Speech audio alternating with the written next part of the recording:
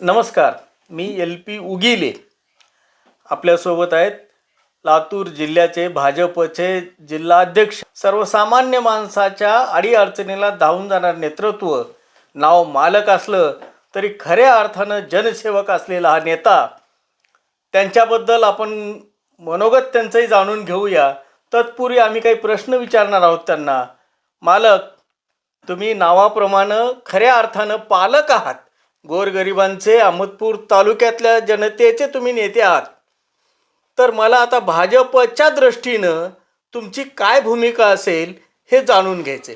आपण आता जसं म्हणलात की मालक जरी लोक मला समजा एक मानानं जरी म्हणत असले तर मी एक जनतेचा सेवक आहे आणि भारतीय जनता पार्टीमध्ये जवळपास मला 22 वर्ष होते. आता भारतीय जनता पार्टीचं काम निष्ठेने केले. कैलासवासी आदरणीय गोपीनाथरावजी मुंडे साहेब हे जर समजा आज असावेत तर आपल्या महाराष्ट्रात एक वेगळी दिशा आणि आमच्यासारख्या कार्यकर्त्याचं खच्चीकरण झालं नसतं. कारण 2014ला कैलासवासी आदरणीय गोपीनाथरावजी मुंडे साहेबांनी मला शब्द दिला होता की तुला ह्यावेळेस लढायचं आहे. पण दुर्दैवानं लोकसभेची निवडणूक झाली. कैलासवासी गोपीनाथरावजी मुंडे साहेब हे देशाचे ग्रामविकास मंत्री झाले, पण काळानं त्यांच्यावर झडप घातली आणि अचानक ते आमच्यामधून निघून गेल्यामुळं हजारो कार्यकर्त्याचं नुकसान झालं. आता सध्याची परिस्थिती अशी आहे साहेब, देशामध्ये राज्यामध्ये तर सत्ता महायुतीची आणि 3 पक्षाची सत्ता आहे. एखाद्या वेळेस राष्ट्रवादीच्या स्टँडिंग आमदार जे आहेत बाबासाहेब पाटील, महायुतीमध्ये त्यांना सुद्धा उमेदवारी सुटू शकते. आणि खरं तर माझं म्हणजे गेल्या वेळेस अपक्ष निवडणूक लढवून 12 ते 14 दिवसामध्ये मी 47,000 मतं घेतले. 47,000 मतं हे पैशाने घेतले नाहीत मी. हे मतं गोरगरीब माणसाचे मतं आहेत. मला खूप लोकांचं प्रेम आहे माझ्यावर. जनता तुमच्यावर अफाट प्रेम करते म्हणून मालक म्हणते. हां, तर सर कसं होतंय, राज्याचं नेतृत्व आता काय करणार आहे. माझा विचार करेल, युती टिकेल, युती नाही टिकेल. बरं मालक, आम्हाला एक प्रश्न असा विचारायचा आहे.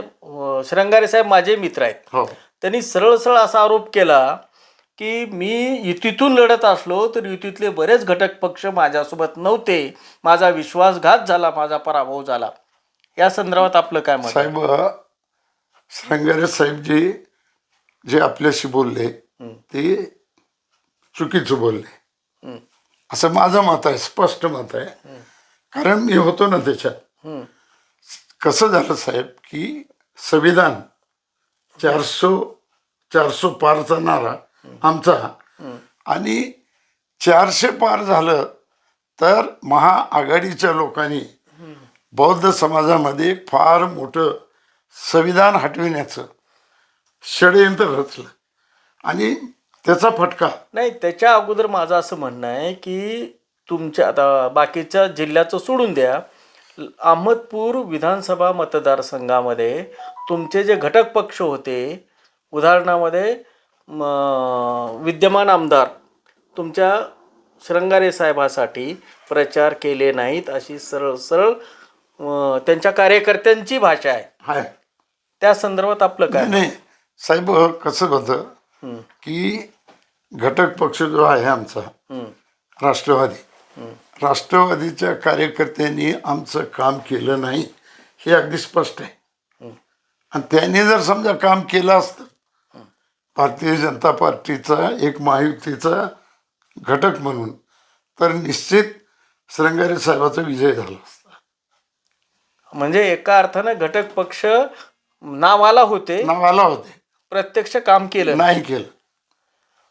म्हणजे आता उदाहरणामध्ये गेल्या वेळेस 2.5-3 लाखाची लीड होती 60 श्रंगारे साहेब. हजाराची लीड होती आमच्या अहमदपूर विधानसभेमध्ये. आमच्याकडून 45ची होती उदगीर हो. मधून.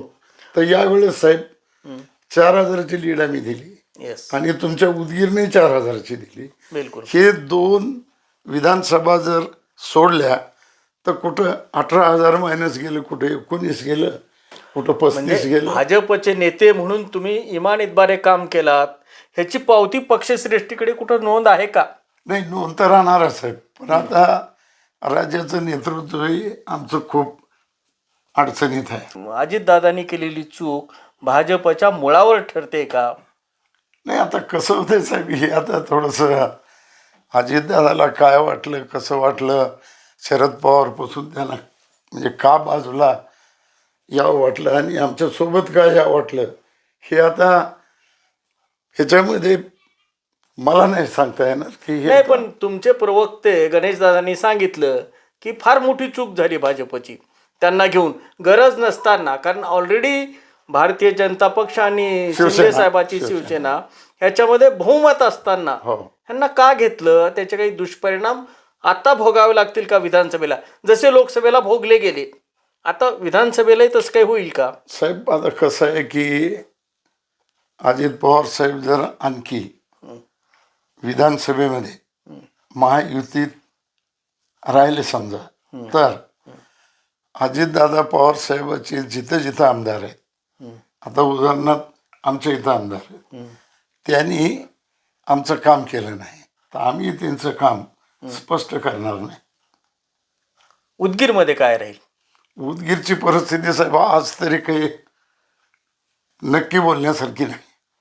1-2 दिवसामध्ये इथले क्लिअर तुम्हाला मी सांगेन. नाही, मला असं एक म्हणजे अप्रत्यक्षपणे काही कार्यकर्त्याकडून समजलं की ज्या ज्या ठिकाणी आमच्या नेत्याचा पराभव झाला, उदाहरणार्थ आता माजी खासदार श्रंगारे साहेबाचा, आणि तो केवळ आणि केवळ राष्ट्रवादी काँग्रेसच्या शरदचंद्रजी पवार साहेबाच्या अगेन्स्ट म्हणून जे आता विश्वास होता तुमचा अजितदादाच्या गटावर, त्या गटाने काम केलं नाही.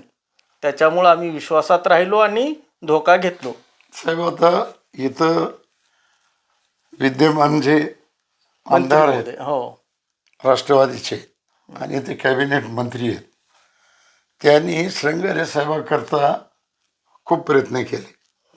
त्यांच्या कार्यकर्त्यांनी काम समजा जरी केलं नसलं तर संजय बनसोडेंनी श्रंगारेकरता खूप मेहनत घेतली. कारण ते मला स्पष्ट माहीत आहे की त्या बिचाऱ्याला श्रंगारे साहेबाबद्दलची तळमळ होती आणि संजय बनसोडेनं काम केलं. आता कार्यकर्त्यांना खाली काम केलं या न केलं त्याची माहिती काही अजून माझ्यापर्यंत आली नाही. बाकी जिल्ह्यामधलं काय चित्र राहील? जिल्ह्यामध्ये साहेब तसं जर समजा भारतीय जनता पार्टीची ताकद देशात असो राज्यात असो खूप मोठी ताकद आहे. शिवसेनाही सोबत आहे. कारण शिवसेना भाजप हे पहिल्यापासूनच एकत्र आहेत. राष्ट्रवादी अजितदादाही सोबत आहेत. आता मला असं वाटतंय की आता म्हणजे साहेब कसं होतं की हे भारतीय जनता पार्टी जर समजा स्वबळावर बी 288 जागा जर लढल्या तर निश्चित साहेब भारतीय जनता पार्टीला 200-250 जागा तर आरामशीर मिळतील. कारण राज्यामध्ये भारतीय जनता पार्टीचा निष्ठावंत मतदार आहे. म्हणजे एका अर्थानं तुम्ही असं डायरेक्ट म्हणू शकता की अजित पवारला घेतलं नसतं तर आणखी फायदा झाला असता. नाही, फायदा म्हणण्यापेक्षा आता तोटा फायदा साहेब हे आपला विषय नाही, राज्याचा विषय आहे, हा केंद्राचा विषय आहे. जिल्हाध्यक्ष म्हणून मी इतक्या टोकाला जाऊन नाही बोलत. कारण केंद्रानं राज्यांनी जे निर्णय घेतलेत त्या निर्णयाला आम्ही म्हणजे मान्यच करावं लागतील ते घेतले. पण अहमदपूरमध्ये आम्ही जनसंवाद यात्रा काढली. आज हे पाऊस असल्यामुळं आज आमचं एक सर्कल राहून गेले. पण आमचे जे काही नेते आहेत तिथले सगळ्यांना घेऊन जनसंवाद यात्रा आम्ही जवळपास आता 5 दिवस झालं सर्कलमधलं एकही गाव आम्ही सोडत नाही. सर्कलमधल्या लोकांचं काय म्हणणं आहे आम्ही हे जाणून घेतो. मग ते लोक काय म्हणतात? लोकांचा स्पष्ट असं म्हणणं आहे की तुमच्या 5 जणांपैकी तुम्ही कुणी एक जण निश्चित करा, आम्ही तुमच्याशी पाठीशी आहोत. आम्हाला दोन्ही त्या माणसाला आम्हाला मतदान आम्हाला करायचं नाही अशी स्पष्ट भावना मतदाराची आहे. धन्यवाद साहेब.